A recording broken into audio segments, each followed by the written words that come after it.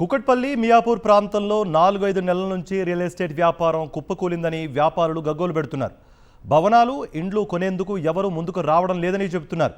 హైడ్రాతో చాలామంది భయపడిపోతున్నారని, కట్టిన బిల్డింగ్లు నిరుపయోగంగా ఉన్నాయని అంటున్నారు. గ్రేటర్తో పాటు శివార్లలోనూ రియల్ వ్యాపారం స్తబ్దుగా మారిందని చెబుతున్నారు. స్థిరాస్తి రంగంతోనే అన్ని రంగాలు అభివృద్ధిలోకి వస్తాయని, ప్రభుత్వాలు నడుస్తాయని అభిప్రాయం పడుతున్నారు. మరింత సమాచారం మా ప్రతినిధి శేఖర్ అందిస్తారు. నగరంలో పెద్ద ఎత్తున ప్రచారం జరుగుతూ ఉంది రియల్ ఎస్టేట్ పడిపోయింది అన్నటువంటి అంశం మీద.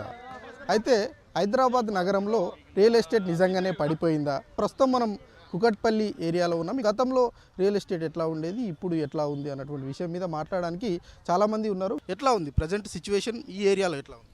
ఈ ఏరియాలో అయితే డౌన్ అయిపోయిందండి. మార్కెట్ 4-5 మంత్స్ నుంచి ఫుల్గా డౌన్ అయిపోయింది. కొనేవాళ్ళు లేరు. ఈ హైడ్రా వల్ల చాలా భయపడిపోతున్నారు అందరూ. ఎట్లా ఉండేది గతంలో? ఒక ఎస్ఎఫ్టీకి సంబంధించి కావచ్చు, ఒక గజానికి సంబంధించి రేట్లు ఎట్లా గతంలో ఎట్లా ఉండేది, ఇప్పుడు ఎట్లా ఉంది? గతంలో 7,000-7,500 ఉండేది ఎస్ఎఫ్టీ. ఇప్పుడు 5,000-5,500 అన్నా కూడా రావట్లేదు జనాలు. కట్టి చాలా బిల్డింగ్లు కట్టినట్టు చాలా ఉన్నాయి ఇక్కడ. వాళ్ళు కనీసం లాస్ట్ 6,000కి ఇద్దామన్నా కూడా ఎవరు మూవ్ అయ్యేటట్టు కూడా లేరు. ఇంతకుముందు 7,500, 8,000, 8,500 కూడా పోయినాయి. ఈ కుకట్పల్లి, మియాపూర్ ఈ ఏరియా అంటే రియల్ ఎస్టేట్కు సంబంధించి పెద్ద పెద్ద ప్రాజెక్టులు, ఎక్కువ బిల్డింగ్స్ వస్తూ ఉంటాయి అన్నటువంటి ప్రచారం ఉంది. ప్రజెంట్ సిచ్యువేషన్ ఎట్లా ఉంది? ప్రజెంట్ సిచ్యువేషన్ అయితే మొత్తం నేలమట్టం అయిపోయిందండి. ఈ కాంగ్రెస్ ప్రభుత్వం వచ్చినప్పుడు, అంతకుముందుకు టీఆర్ఎస్ ప్రభుత్వంలో ఉన్నప్పుడు ఊర్లో కూడా ఎకరానికి 50 లక్షలు, 70 లక్షలు, 80 లక్షలు పోయింది. ఇప్పుడు అవుట్కట్స్లో ఏమీ లేదు. 20 లక్షలు కూడా నాదుడు కూడా లేడు. అదే మన ఈ సిటీలకు వచ్చేసరికి రేటు ఎస్ఎఫ్టీకి 7,500, 800 గ్రేటెడ్ కమ్యూనిటీ టైప్లో ఉండేది. 8,000, 8,500 కూడా పోయేది. ఇప్పుడు 4,800, 4,300 అయినా కొనే నాదులు లేడు. ఇప్పుడు ఎలా అయిపోయిందంటే గోతులో కూడా నక్కలాగా అయిపోయేది. రియల్ ఎస్టేట్ రంగంతో ప్రభుత్వాలు నడుస్తాయి. ఎందుకంటే స్టీల్ కావచ్చు, సిమెంట్ కావచ్చు, కంకర కావచ్చు, లేబర్ కానీ ఏదైనా కానీ కార్మికులకు కావచ్చు, పని ఉపాధి కూడా కోల్పోవడం జరిగిపోతుంది. ఎందుకు? రియల్ ఎస్టేట్ రంగం ఉంటేనే అన్ని రంగాలు అభివృద్ధిలోకి వస్తాయి. కాబట్టి ఇప్పుడున్న సిచ్యువేషన్లో మాత్రం పొందుకోవడం కష్టంగానే అని నేను భావిస్తున్నాను. ఎందుకు ఇట్లాంటి సిచ్యువేషన్స్ వస్తాయి? అసలు ఎందుకు పడిపోయింది అనేది ప్రజలకు అర్థం కావటంలా. ప్రజలే అయోమయం గందరగోళంలో పడ్డారు. ఇప్పుడు అసలు రియల్ ఎస్టేట్ అంటే వాస్తవంగా చెప్పాలంటే ఒక రియల్ ఎస్టేట్ రంగం అనేది ఉంటే వివిధ రకాల బిజినెస్లు, వ్యాపారస్తులను బాగుపడేటువంటి వాళ్ళు. ఇప్పుడు ఏమైపోయింది, రియల్ ఎస్టేట్ ఒకసారి ఇట్లా కుప్పకూలిపోయింది.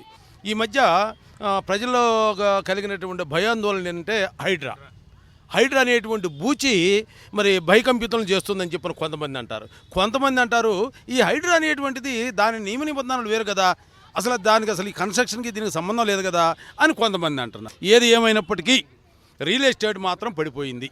ఇప్పుడు ప్రస్తుతం కుకట్పల్లి హౌసింగ్ బోర్డు కాలనీ పరిస్థితిని చూద్దాం ఒక్కసారి. గతంలో ఇట్లా ఫర్ సేల్ అంటంతో ఆ ఫ్లాట్ 2-3 రోజుల్లో కొనుక్కునేవాళ్ళు. ఇప్పుడు ఫర్ సేల్ అని పెడితే ఫర్ సేలా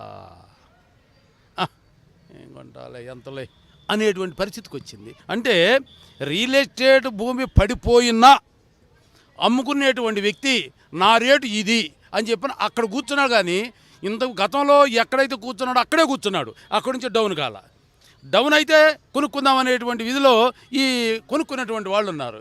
ఏది ఏమైనప్పటికీ అక్కడ తగ్గడు, ఈడు పెరగడు, టోటల్గా రియల్ ఎస్టేట్ భూమి పడిపోయింది. 25% తోటి ఎల్ఆర్ఎస్ పూర్తిగా మేము క్లియర్ చేస్తూ ఉన్నాం. బకాయిలన్నింటినీ ఎవరన్నా ఉంటే కనుక అవి క్లియర్ చేసేసుకోవచ్చు అని 25% రాయితీ ప్రకటన అన్నది ఈ ఎల్ఆర్ఎస్ రైతు లబ్ధిదారులు ఉన్నారు, వాళ్ళకు లాభం చేకూరేటువంటి అవకాశం ఉంటుంది? లేదు, లాభం చేకూరే పరిస్థితి కాదు. అసలు కట్టినా కూడా అసలు ఇది చేస్తారా లేదనే డౌట్లో ఉన్నారు. గతంలో కూడా ఇదే పరిస్థితులు. ముందు కట్టించేసుకున్నారు, గత ప్రభుత్వంలో కూడా 1000 రూపాయలు కట్టించేసుకున్నారు. అసలు దాని దాఖలాలు కనపడటం వల్ల ఇప్పుడు వీళ్ళు ఎంత కట్టించుకుంటారో మళ్ళీ ఈ కాగితాలు ఏడ బుట్ట దాఖలు చేస్తారో ఈ భయాందోళనలో ఉన్నారు. ఇది అయ్యే పని కాదు, పెట్టే పని కాదు. కుకట్పల్లి ఏరియా అంటే డబ్బున్నోళ్ళు ఎక్కువగా ఉంటారు, కాస్ట్లీ ఏరియా అన్నటువంటి ప్రచారం ఉంది. ఈ ఏరియాలో కొత్త వెంచర్స్ ఏమైనా వచ్చాయా ఈ మధ్య కాలంలో? కొత్త వెంచర్లు అయితే ఎక్కడ కనిపించిన దాఖలు అయితే లేవు. ఇప్పుడు ఇక్కడ కుకట్పల్లిలో మినిమం గజం వచ్చేసి గవర్నమెంట్ రేటే 1,85,000 పెట్టారు. ఎవరు బిల్డర్లు కట్టి అమ్మాలంటే వాళ్ళ చేత కావట్లే. ఈ ఏరియాలో ఒక ఇల్లు కొనుక్కోవాలి, ఒక సింగిల్ బెడ్రూమ్ ఇల్లు కొనుక్కునేటువంటి పరిస్థితి ప్రజెంట్ ఉందా? ఉంటే కనుక ఎట్లా ఉన్నాయి, రేట్ ఎట్లా ఉంది? ఈ ఏరియాలో అయితే ఆసియాలోనే పెద్ద కాలనీ ఇది.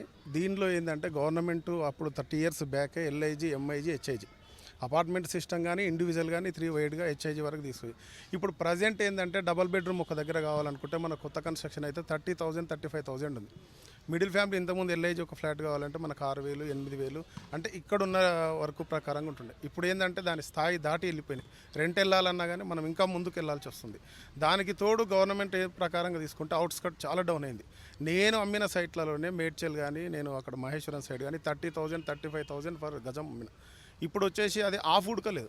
ఇప్పుడు 30 అన్నప్పుడు 15 ఉండాలి లేదా 10 అంటే ఇంకా డౌన్ఫాల్ వచ్చేసింది. మిడిల్ ఫ్యామిలీ అపార్ట్మెంట్ కొనాలన్నా నువ్వు అబ్జర్వ్ చేసినావు లేదు, ఒక లేక్ రిలేటెడ్ ఉందంటే ఒక అపార్ట్మెంట్ ఎవరు తీసుకోవట్లేదు వాస్తవానికి. ఇంకొకటి ఏంటంటే నువ్వు గవర్నమెంట్ వాల్యుబుల్ ప్రకారంగా 1,80,000 2 lakhs వరకు వెళ్ళిపోయిన తర్వాత మిడిల్ ఫ్యామిలీకి ఆలోచన శక్తి అనేది లేదు. రియల్ ఎస్టేట్ డమాల్ కావడానికి ఇప్పుడు ప్రభుత్వం ఏమైనా నిర్ణయం తీసుకుందా? అలాంటి ప్రభావాలు ఏమైనా పడిందా?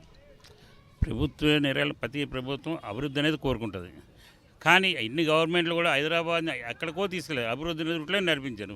ఈ ప్రభుత్వం రాగానే హైడ్రా అని బిల్డింగ్లు కొడతామని, హైడ్రా లేకపోతే అదే క్లియరెన్స్ లేకపోతే ఇవి కొడతామని జరిగేది. ఇప్పుడు రియల్ ఎస్టేట్ అనేది కుప్పకూలిపోయింది. మొత్తానికి రియల్ ఎస్టేట్ కుప్పకూలిపోయింది. మొత్తం కన్సల్టెంట్ పిల్లలందరూ ఎక్కడో ఎక్కడ కూర్చున్నారు. అవి లేకపోతే లేబర్ పని లేదు, బజార్లో డబ్బులు లేవు. లేబర్ బజార్కి వస్తేనే విచ్చలవిడిగా డబ్బులు ఖర్చు పెడతారు. ఈ రంగా గవర్నమెంట్ అనేది జనాలకు సపోర్ట్ ఉండాలి, కన్సల్టెంట్ పిల్లలకు సపోర్ట్ ఉండాలి, అందరికీ సపోర్ట్గా ఉండాలి. కానీ ప్రతి చిన్న ఏదైనా తప్పున్నా కూడగట్టేస్తామంటే అది ఎక్కడికి వెళ్తుంది గవర్నమెంట్ కూడా తెలుసు. అది మేము చెప్పేది ఏం లేదు, గవర్నమెంట్కి బాగా తెలిసింది. అది అభివృద్ధి అనేది ఎక్కడ కుంటుపడింది, కన్సల్టెంట్ బిల్ ఎప్పుడైతే ఆగిందో అప్పుడే అభివృద్ధి కూలిపోయింది. ఈ మధ్య కాలంలో ఇంకొక వార్త కూడా చాలా ఎక్కువగా వినిపిస్తూ ఉంది. రియల్ ఎస్టేట్ వ్యాపారులు ఆత్మహత్యలు అన్నటువంటి చర్చ ఉంది, చాలామంది చేసుకుంటున్నారు కూడా. ఎందుకు ఆత్మహత్య చేసుకోవాల్సినటువంటి పరిస్థితులు ఎందుకు వస్తూ ఉన్నాయి? నిజంగానే రియల్ ఎస్టేట్ అంత పూర్తి స్థాయిలో పడిపోయిందని ఉందంటారా? గ్రౌండ్ లెవెల్లో అంత పూర్తి స్థాయిలో గ్రౌండ్ లెవెల్లో మార్కెట్ అనేది పడిపోలేదు, నిలబడదు. ఆత్మహత్యలు అన్నారా? ఫ్రీ బుకింగ్ అనే కాన్సెప్ట్ పెట్టారు. ఫస్ట్ ల్యాండ్ కాస్ట్ మీద పబ్లిక్ దగ్గరికి తీసుకెళ్ళి ఫ్రీ బుకింగ్ మీద పెట్టారు చూడండి. అది కన్స్ట్రక్షన్కి తిరిగి రాలేదు. సో కన్స్ట్రక్షన్కి పబ్లిక్ని ఎత్తుక్కోవాలి. అలాంటి సందర్భంలో ఆత్మహత్యలు అనేది ఎవరు చేసుకుంటారు? ఫ్రీ బుకింగ్ చేసిన వాళ్ళే చేసుకుంటారు. సో సెక్యూరిటీ లేకుండా ఫ్రీ బుకింగ్ చేయడం కరెక్ట్ కాదు కదా. ఇంకొకటి ఏంటంటే ఫ్రీ బుకింగ్ సిస్టమ్ ఒకటి. రెండోది బిల్డర్లు ఏంటంటే బ్యాంక్ రిలేటెడ్ కానీ వాళ్ళు ఫైనాన్స్ సెక్టార్ మొత్తం ఆలోచించి ఒక బిల్డింగ్ కన్స్ట్రక్షన్ మీద 100% అమౌంట్ పెడతారు. వాళ్ళు పెట్టేటప్పుడే నువ్వు ఇంత అమౌంట్ అనేసి పెడతారు. నువ్వు హైడ్రా అనేసి వాడు ఎఫెక్ట్ పెడితే ఒక్కడు కొనడు. దానిలో నెక్స్ట్ వాడి పరిస్థితి ఏంది? బ్యాంక్ అతను అయితే ఊరుకోడు కదా, లోన్ ఇచ్చినతను ఊరుకోడు కదా, అమౌంట్ ఇచ్చినతను ఊరుకోడు కదా. పటాన్చేరు దగ్గర నాకు తెలిసి కిష్టారెడ్డిపేట దగ్గర 18 బిల్డింగ్లు వరుస పడగొట్టారు. కృష్ణారెడ్డిపేట దగ్గర బ్రహ్మరాంబికా కాలనీ, తర్వాత ఒక టెంపుల్. నెక్స్ట్ ఆ టైంలో దాదాపు నాకు తెలిసిన బిల్డర్లే ఒక 10 మంది స్ట్రక్ అయిపోయారు అమౌంట్ రిలేటెడ్గా. ఆ టైం ఎఫెక్ట్, హైడ్రా ఎఫెక్ట్ ఒకటి. రెండోది వచ్చేసి ఫ్రీ బుకింగ్ సిస్టమ్ ఒకటి. దానికి తోడు 100% ఏంటంటే లోన్ సెక్టార్ వాళ్ళకి చాలా ప్రాబ్లం అవుతుంది. రియల్ ఎస్టేట్ అన్నది స్తబ్దుగా ఉంది, పూర్తి స్థాయిలో పడలేదు, అట్లాగే పూర్తి స్థాయిలో భూమి కూడా లేదు అన్నటువంటి అంశం చెప్తా ఉన్నారు. అట్లాగే ఈ టాక్ రావడానికి కారణం కొంత ప్రభుత్వ నిర్ణయాలు అన్నటువంటి విషయాన్ని కూడా వాళ్ళ అభిప్రాయంలో కనిపిస్తూ ఉంది. ఇది కుకట్పల్లి మియాపూర్ ఏరియాలో ఉన్నటువంటి real estate ground reality. Video journalist వినోద్తో శేఖర్, సాక్షి టీవీ, హైదరాబాద్.